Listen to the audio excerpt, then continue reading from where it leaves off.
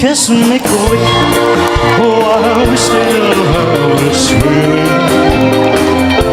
Hold me close and never let me go. You're always on my mind. You're always on my mind. Tell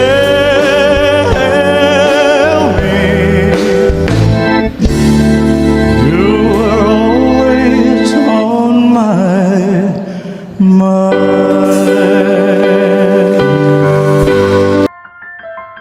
Kamusta mga boss? Welcome sa aking munting channel na kung saan may kantahan na may kwentuhan pa, ang Kanta Kwento. Si Jerome Ebardome, tunay na nakakuha ng lugar niya bilang isang standout performer. Nakakabighani ang mga tao sa kanyang astig na pagganap bilang hari ng rock and roll, si Elvis Presley. Pero bago tayo magpatuloy kung bago ka dito sa ating channel, hihingin ko po muna ang inyong like at subscribe bilang suporta sa ating channel at pati na rin sa ating FB page. Tapos paki-comment mo din kakwento kung taga saan ka para malaman ko kung hanggang saan umabot ang kwento nating ito. Maraming salamat! Bakit nga ba sobrang inakap si Jerome ng buong mundo, kaakibat ang bitbit niyang boses ni Elvis? At sino nga ba si Elvis Presley? Bakit ba biglang nabuhay ito sa katauhan ni Jerome at ngayon ay tinatangkilik ng lahat, hindi lang ng old generation, maging ang new generation natin ngayon? Si Elvis Presley mga kakwento ay kinilala bilang King of Rock and Roll. Siya parang boss sa music scene. Ipinanganak siya sa Tupelo, Mississippi noong 1935. Kumbaga mula sa wala, umusbong siya sa kalsada ng sikat na pasabog. Kakwento, grabe ang boses niya, ang daming hit songs. Heartbreak Hotel, Well, since my baby left me, I found a new place to dwell. Put us down a tick. Oh, it's always Jailhouse Rock, everybody in the whole town. We're dancing to the jailhouse rock. at Hound Dog.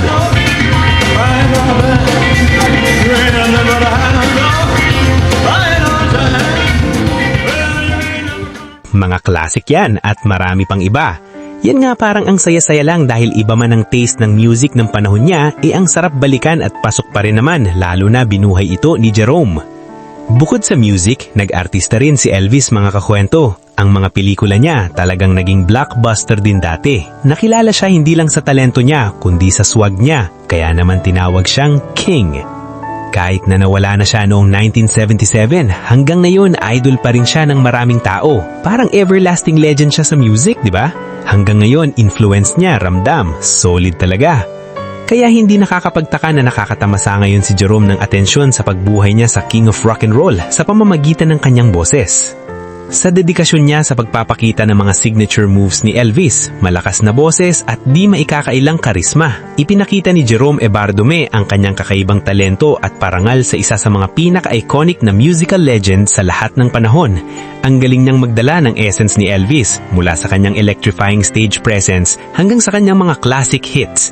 Ginawa siyang paborito ng fans, pinatunayan na hindi lang siya basta imitator, kundi isang tunay na tribute artist na nagbabalik kay Elvis na buhay sa entablado. Sobrang chill lang niya sa passion niya sa music, dedikasyon sa pagpapabuti ng kanyang craft at charismatic na pag-arte sa stage. Napatunayan ni Jerome Ebardome na siya ang pinakamatinding Elvis Presley tribute performer. Dinadala ang legacy ng hari sa puso ng bagong generation ng mga fans. Congrats Jerome Ebardome sa pagkamano ng pinakaastig na tribute artist para sa mga iconic musical legends sa Gawad America Awards. Walang kaalam-alam po. Ano po ang Gawad America Award? Sinabi po ni Papa sa akin, totoong organization yan. Yes, merch ko rin ng konti. Okay.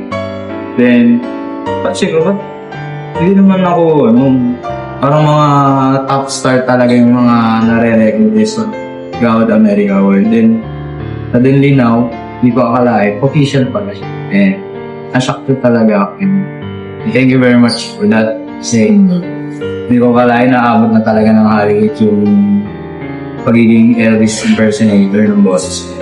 You feel like a fool, treat me mean and cruel, but if you break my faithful heart, hey, apart.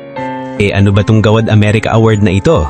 Gawad America lang naman mga kakwento, yung award na parang trophy para sa mga Pinoy na nagsashine sa States. Kung may mga tao dyan na sobrang galing sa sining, kultura o kahit anong field, sila yung binibigyan nito. Ipinapakita nito na kahit saan ka man, kahit sa Amerika, kilala pa rin ang galing ng mga Pinoy. Parang bagong level ng pagkilala sa mga talento natin, bro.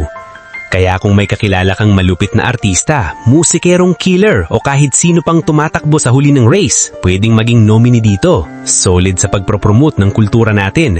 Kailangan talaga tong mga ganitong parangal para mas ipagmalaki natin ang yaman ng talento ng bawat Pinoy. At yan na nga mga kakwento, ang isang nadalang parangalan nitong ating bida na si Jerome Ebardome. Saludo sa'yo kakwentong Jerome at sa lahat ng mga Jeromantics dyan. Patuloy pa rin nating suportahan itong si Jerome sa mga landas niya pang pipiliing tahakin.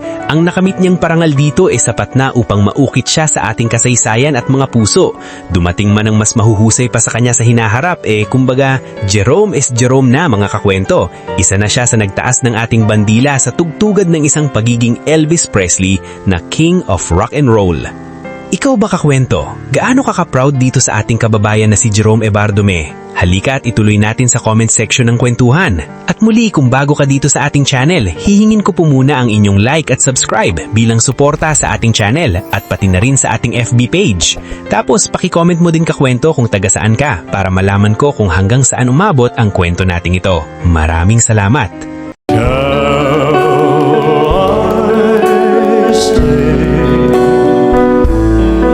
Would it be a sin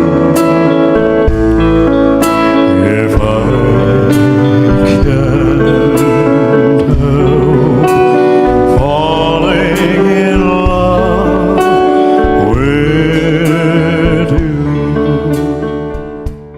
At sana mga kakwento ay mag-join kayo sa ating membership.